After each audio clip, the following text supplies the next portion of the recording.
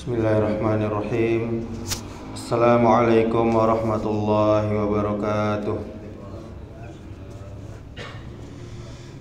Innal hamdalillah nahmaduhu wa nasta'inuhu wa nastaghfiruh wa na'udzu billahi min shururi anfusina wa min sayyiati a'malina.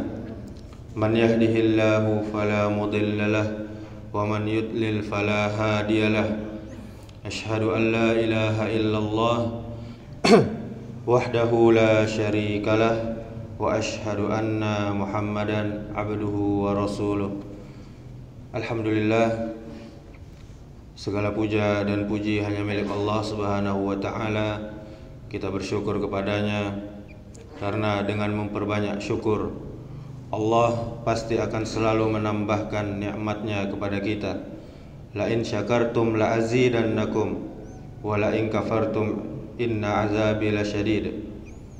Kata Allah, jika kalian bersyukur kepadaku, maka akan aku tambah nikmat kepada kalian. Dan jika kalian kufur, maka sungguh azabku sangat pedih. Kemudian marilah kita memperbanyak salawat untuk junjungan kita Nabi besar Muhammad sallallahu alaihi wasallam.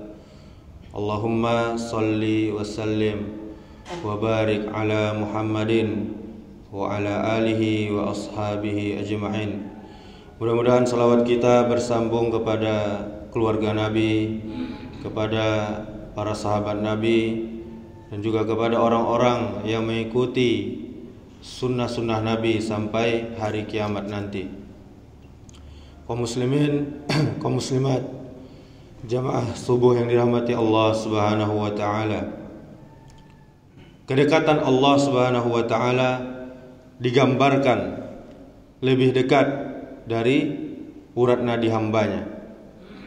Namun maksud dari makna dekat tersebut bukan dekat dilihat dari tempatnya, melainkan dekat dalam mendengar dan mengabulkan doa hamba-hambanya.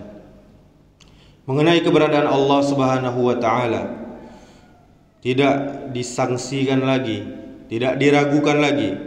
Banyak dalil yang menunjukkannya kepada kita. Bagi orang yang memiliki hati nurani yang masih bersih, yang belum tercampuri dengan berbagai noda penyimpangan, pemahaman, pemikiran. Jika dia melihat dari berbagai banyak ayat di dalam Al-Quran, dia akan sangat meyakini bahwa Allah Subhanahu wa taala sebagai pencipta, sebagai pemberi rezeki baginya, itu berada di atas langit sana, di atas arsy-Nya yang sangat mulia.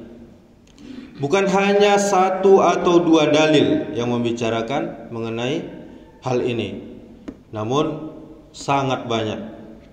Seorang ulama bernama Ibnu Abil Izz Ad-Dimashqi Al-Hanafi dalam kitab Syarah Al-Aqidah At-Tahawiyah, dia memaparkan ada 18 jenis dalil yang menjelaskan hal ini. Jadi jika diperinci bisa lebih dari 18 dalil. Bahkan Syekhul Islam Ibnu Taimiyah mengatakan bahwa sebagian ulama besar yang bermazhab Syafi'iyah mengatakan di dalam Al-Quran ada 1000, bukan 18, bukan 20, bukan 100, tapi 1000 dalil atau lebih yang menunjukkan Allah berada di atas seluruh makhluknya dan di atas seluruh hambanya. Selain mereka pun mengatakan bahwa ada lebih banyak lagi nih, 3000 dalil yang menunjukkan hal ini.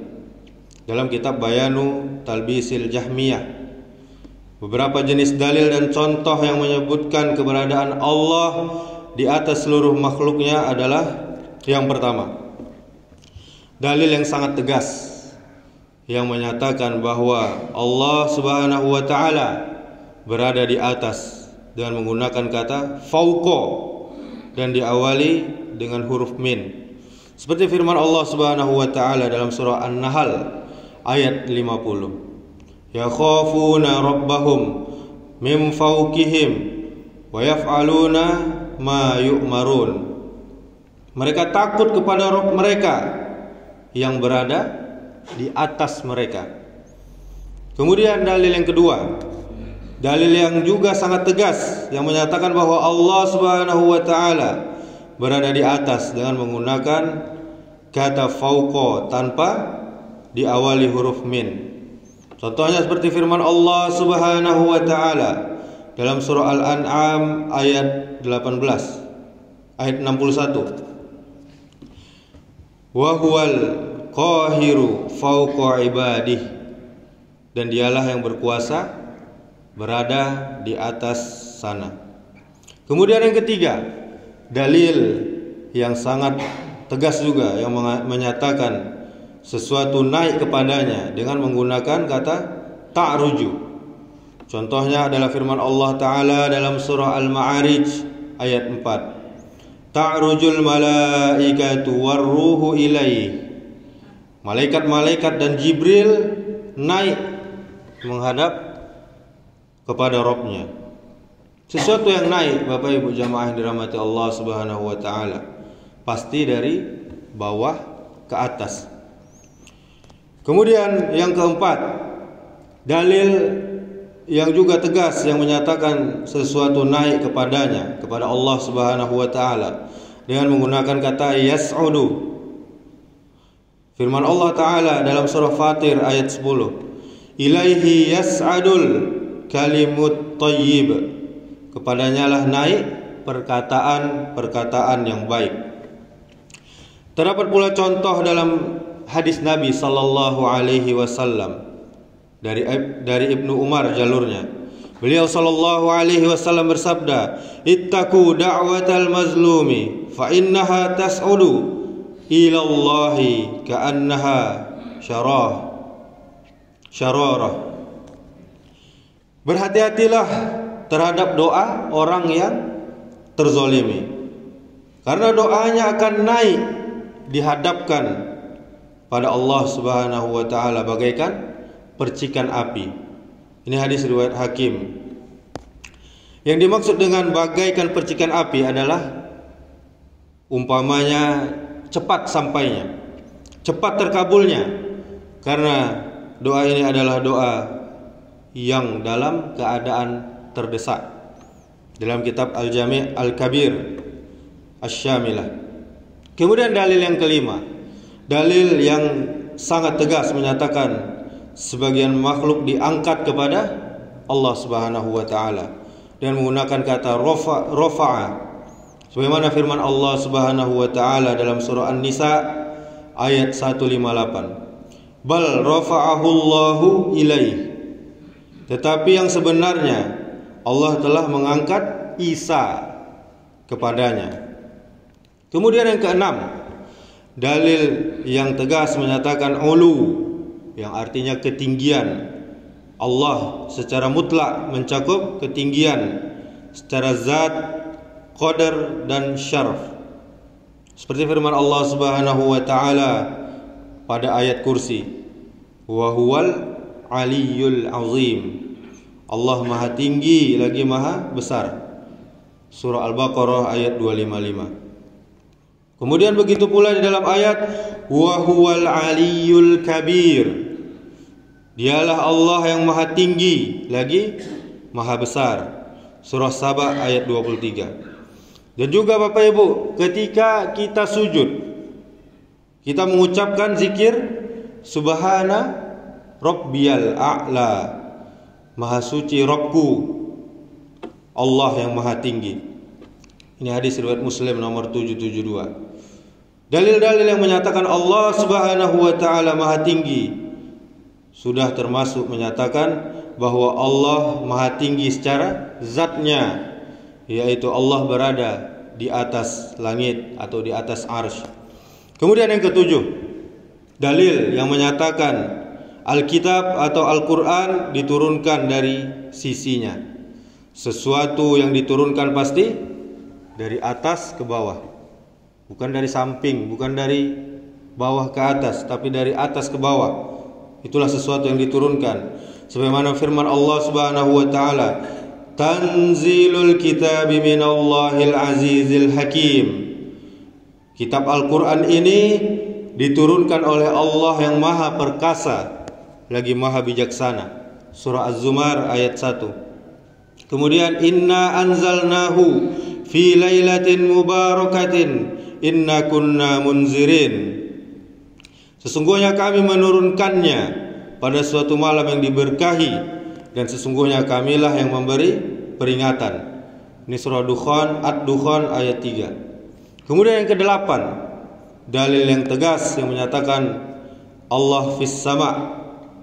Menurut ahlus sunnah yang sebenarnya, bukan ahlus sunnah yang mengaku-ngaku. Maksud fis sama di sini ada dua. Yang pertama, fi di sini bermakna ala, artinya di atas. Sehingga makna fis sama adalah di atas langit. Kemudian yang kedua, sama di sini bermakna ketinggian atau al-ulu. Sehingga makna fis sama adalah di ketinggian. Dua makna yang kita sebutkan tadi tidaklah bertentangan.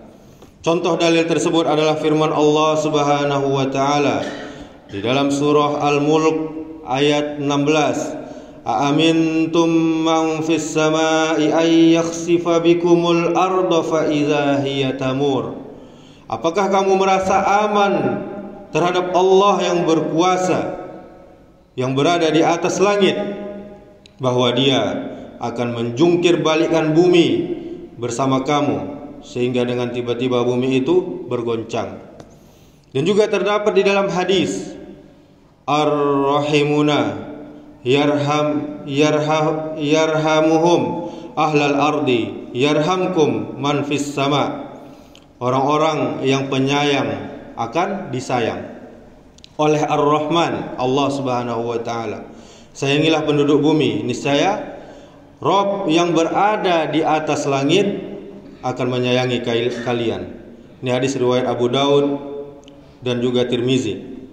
Kemudian yang ke-9, ayat yang tegas yang menyatakan Allah beristiwa, atau kalau diterjemahkan para ulama bersemayam di atas arsy. Arsy adalah makhluk Allah Subhanahu wa taala yang paling tinggi dan yang paling besar.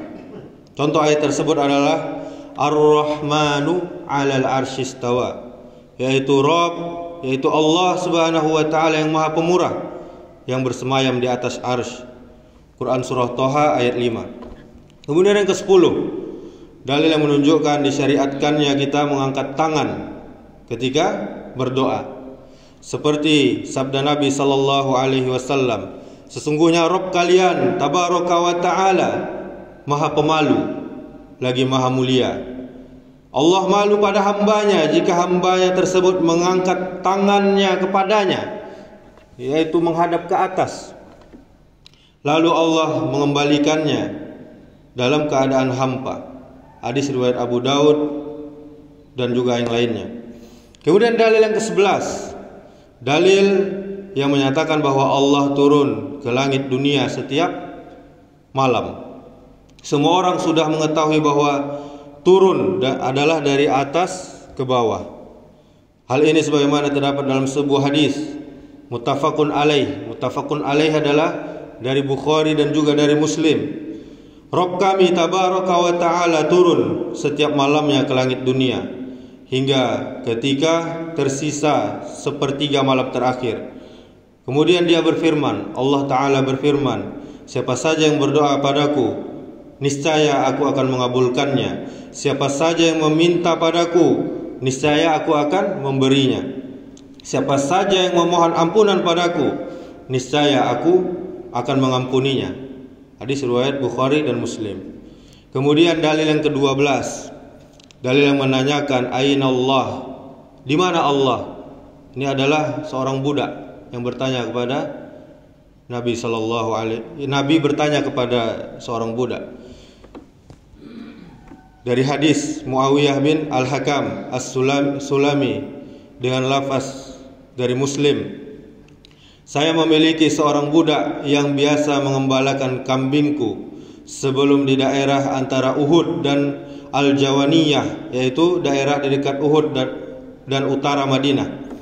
Lalu pada suatu hari dia berbuat suatu kesalahan. Dia pergi membawa seekor kambing. Saya adalah manusia yang tentu juga bisa timbul marah. Lantas aku menamparnya, lalu mendatangi Rasulullah sallallahu alaihi wasallam, dan perkara ini masih mengkhawatirkanku. Kemudian aku lantas berbicara pada beliau, "Wahai Rasulullah, apakah aku harus membebaskan budakku ini? Bawa dia padaku." Kemudian beliau sallallahu alaihi wasallam berujar, kemudian aku segera membawanya menghadap beliau sallallahu alaihi wasallam. Kemudian Nabi sallallahu alaihi wasallam bertanya pada budak ini, "Aina Allah?" Di mana Allah? Kemudian dia menjawab, "Fis sama," di atas langit. Lalu apa kata Nabi sallallahu alaihi wasallam? Nabi bertanya lagi, "Man ana?" Siapa saya? Kemudian budak itu menjawab, "Anta Rasulullah sallallahu alaihi wasallam." Kau adalah Rasulullah.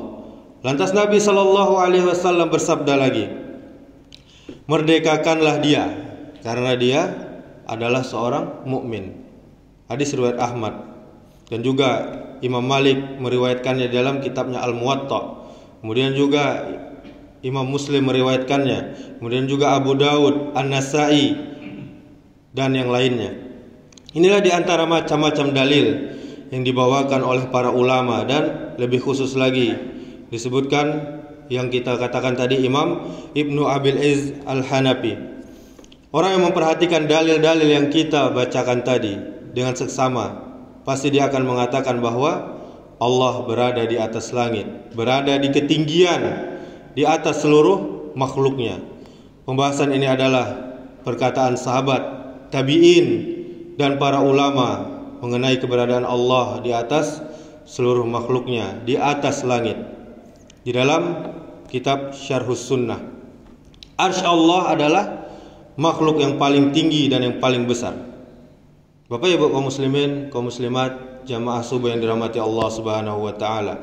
Sebelum kita tutup, beberapa hari lagi kita akan memasuki bulan Muharram tahun 1446 Hijriah. Dan nanti pada tanggal 9 dan 10 Muharram ada sebuah sunnah yang diajarkan Rasulullah sallallahu alaihi wasallam, yaitu berpuasa.